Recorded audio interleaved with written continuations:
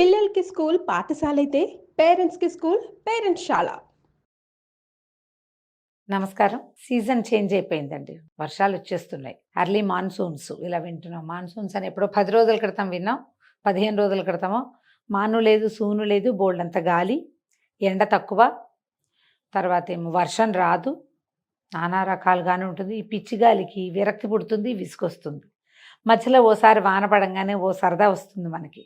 పిల్ల జల్ల వానలో తడుద్దాం అనుకుంటారు. వానలో తడుస్తారు, జలుబు చేస్తుంది, థ్రోట్ ఇన్ఫెక్షన్ వస్తుంది. ఇదో ప్రాబ్లం.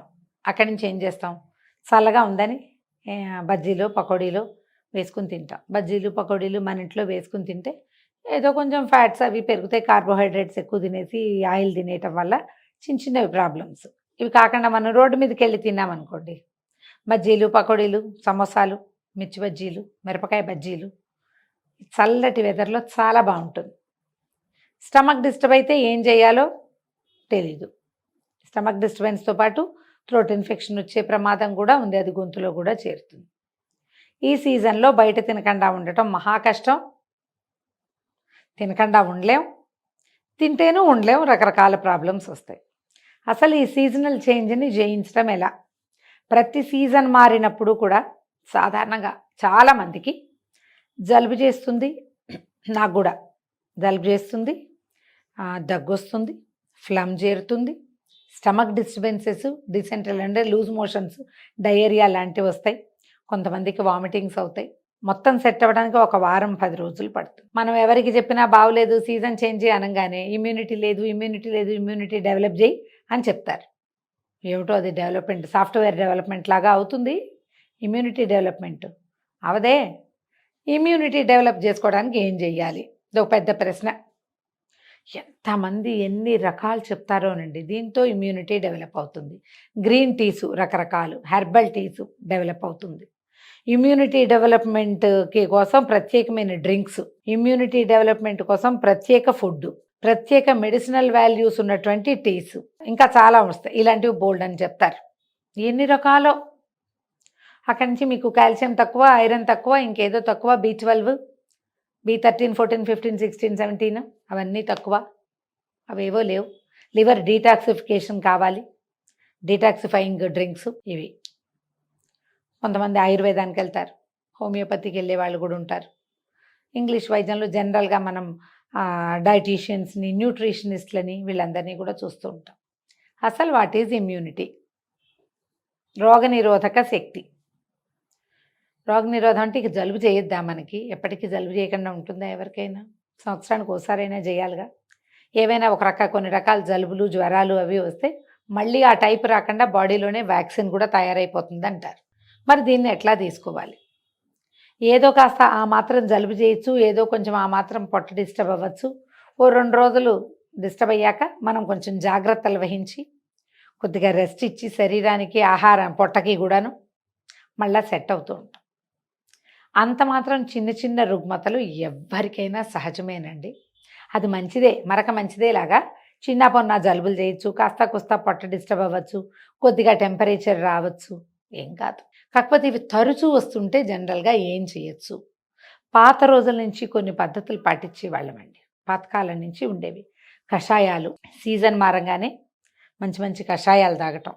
ఇప్పుడు కొద్దిగా గొంతు డిస్టర్బ్ అవుతుంది అనగానే పాలు, మిరియాల పాలు తాగటం. ఇప్పుడు పసుపు పాలు తాగండి, ఇవన్నీ చెప్తున్నారండి. ఇవి ఏంటంటే పసుపు వేసిన పాలు తాగటం, మిరియాలు వేసిన పాలు తాగటం, తర్వాత కొత్తిమీర, కరివేపాకు, ధనియాలు అవన్నీ కాచి గ్రీన్ టీ లాగా చేసుకుని తాగటం. నేను అది తాగుతాను, నాకు చాలా బాగుంటుంది, ఇష్టం కూడా అది.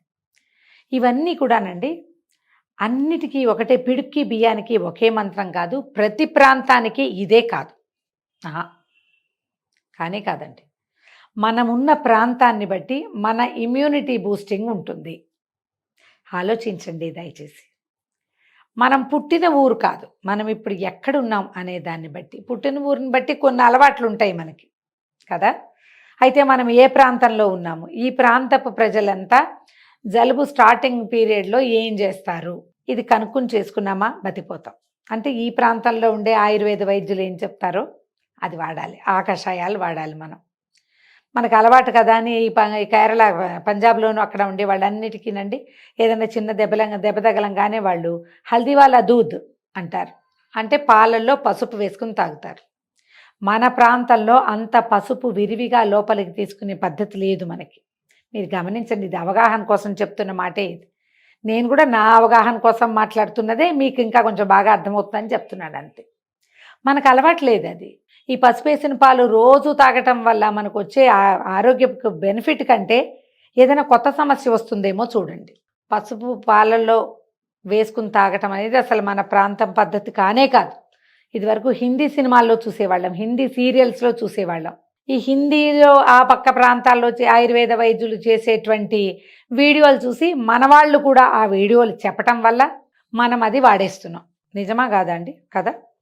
అయితే ఇప్పుడు మన వైద్యుడే, మనమే వెళ్తున్న డాక్టర్, మనకే ఒక ఆయుర్వేద వైద్యులు మన ఫ్రెండే ఈ పసుపేసి పాలు తాగండి అని చెప్తే తాగచ్చండి. అది కూడా ఓ 2 రోజులో ఒకరోజు, అంతేకాని రోజు కాదు. ఏ కషాయమైనా వన్స్ ఇన్ ఏ వైలే తాగుతాం. మన వైపు తాగేది కూడా ఏం తాగుతారు మన వైపు అండి?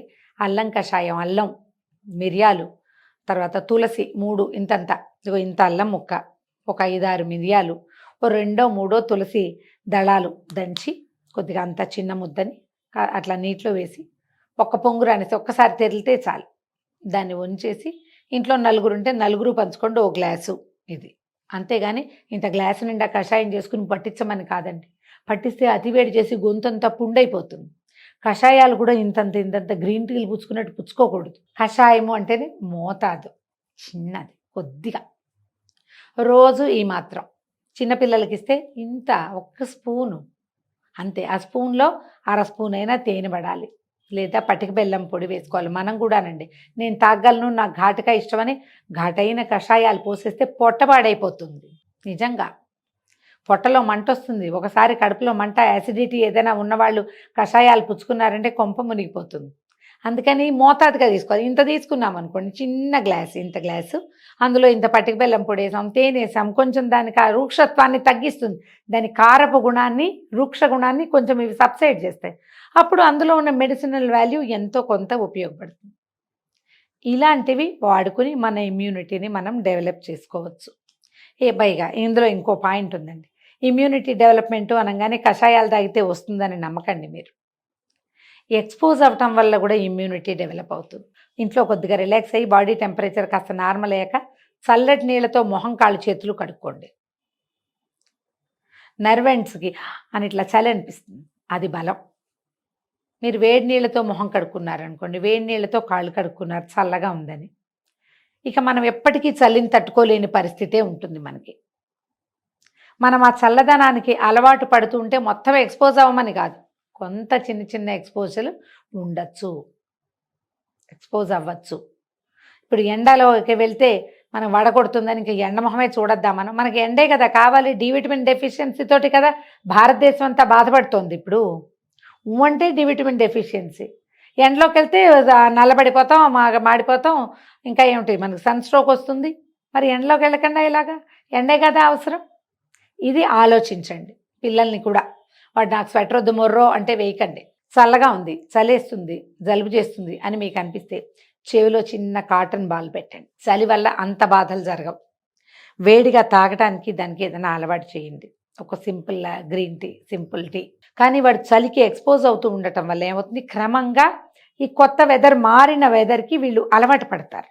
మూసేసి లోపల కూర్చోవటం వల్ల అలవాటు అవ్వదు. కొద్దిగా తెరిచి ఉంచి దానివల్ల మనకి ఎక్కువ బాధ రాకుండా ఏదైనా అనుపానాన్ని గనక మనం అలవాటు చేసుకుంటే, పిల్లలకు కూడా అలవాటు చేస్తే బాగుంటుంది. ఏ వెదర్నైనా ఇలాగే హ్యాండిల్ చేయాలండి. మీరు ఎండ కొత్తగా వచ్చిన కాలంలో అంతే, చలి కొత్తగా వచ్చినప్పుడు అంతే, వర్షాలు మొదలైనప్పుడు అంతే. ఈ 3 కాలాల్లోనూ మనం బాగా జాగ్రత్త పాటించాల్సింది ఏంటంటే, ఎక్కువగా బయట ఫుడ్ తీసుకోవద్దు. ఇమ్యూనిటీ అంటే ఇప్పుడు మరి బయట ఫుడ్ తప్పదు కదా. ఇక్కడ చదువుకునే వాళ్ళు బయటే ఉన్నారు, వాళ్ళందరి సంగతి చెప్పట్లేదండి. మరి చిన్నపిల్లలు, గర్భవతులు, పెద్దవాళ్ళు, వీళ్ళ కోసమే. ఇప్పుడు తిని తిరిగి పరిగెత్తే వయసులో రాళ్ళు తిన్నా హారాయించేసుకుంటారు. చాలా పని చేసేటప్పుడు వాళ్ళు ఫ్రెజైల్గా, అంటే సున్నితంగా ఉండవు ఆరోగ్యాలు, గట్టిగా ఉంటారు. ఏదైనా తినేసి, ఏదైనా తాగేసి, పరిగెత్తేసి, ఎక్కి దిగి బాగా శారీరక శ్రమ చేయగలిగే స్థితి ఉన్నప్పుడు ఇంచుమించు శరీరం అన్ని వెదర్స్లోనూ స్ట్రాంగ్గానే ఉంటుంది. ఎవరో తప్ప జనరల్గా అందరూ బాగానే ఉంటారు. ఇలా ఆలోచించి మన ఇమ్యూనిటీని డెవలప్ చేసుకోవాలి. ఇది సాధారణంగా అండి ఈ చిన్నపిల్లలు, పెద్దవాళ్ళు, తర్వాత గర్భవతులే కాకుండా మెనోపాజ్ స్టేజ్లో ఉన్న వాళ్ళకి కూడా ఈ రకమైన డిస్టర్బెన్సెస్ ఉంటాయి. వాళ్ళకు ఏవైనా వస్తే వదిలిపెట్టవు. ఈ మెనోపాజ్ ఏజ్లో రకరకాల సమస్యలు వస్తాయి. అప్పుడు కూడా ఇంతే. ఇమ్యూనిటీని డెవలప్ చేస్తాయి అని చెప్పబడేటువంటి ఆహార పదార్థాలని మోతాదుగా తీసుకోవటం, అవే తీసుకుని ఉండటం కాదు. దేనివల్ల మన ఒంటికి ఇబ్బంది వస్తుందని మనం అనుకుంటున్నామో దాన్ని మొత్తానికి తీసి పక్కకు పెట్టేయకుండా కొంచెం దాని దగ్గరికి వెళ్తూ వస్తూ ఉండటం. అప్పుడు నిదానంగా అది మనకి అలవాటు అవుతుంది. మరీ టూ మచ్ అలర్జీస్ ఉన్న వాళ్ళకి వదిలేయాలనుకోండి. ఎక్కువ అలర్జీస్ ఉన్న వాళ్ళు డాక్టర్ సలహా తీసుకోవాలి. కానీ సాధారణమైన మామూలు జనరల్ ఆరోగ్యం సుమారుగా బాగానే ఉండే వాళ్ళందరూ కనుక ఇలా ట్రై చేస్తే 1-2 సంవత్సరాలు ఇలా చేసామా, 3వ సంవత్సరం ఆటోమేటిక్గా మనకి ఇమ్యూనిటీ డెవలప్ అవుతుంది.